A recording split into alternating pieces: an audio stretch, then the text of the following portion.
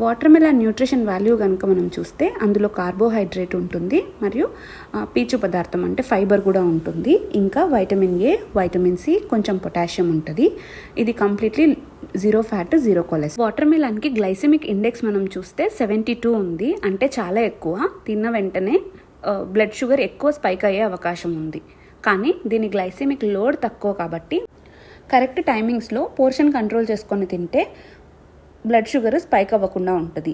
అది ఎలా అంటే 100 grams to 150 grams water melon తినొచ్చు, ఈదర్ మార్నింగ్ కానీ ఈవినింగ్ స్నాక్ లాగా కానీ. మార్నింగ్ అంటే బ్రేక్ఫాస్ట్ చేసిన 2-3 hours తర్వాత, ఈవినింగ్ స్నాక్ అంటే 5:30. వాటర్ మిలన్ జ్యూస్ అంటే తీసుకోకూడదు డయాబెటిక్స్. ఎందుకు అంటే వాటర్ మిలన్ జ్యూస్ చేసే టైంలో ఫైబర్ అంతా సెపరేట్ అయిపోతుంది, మనం తీసుకునేది ఓన్లీ గ్లూకోజ్ అవుతుంది, కాబట్టి బ్లడ్లో గ్లూకోజ్ వెంటనే హై అవుతుంది.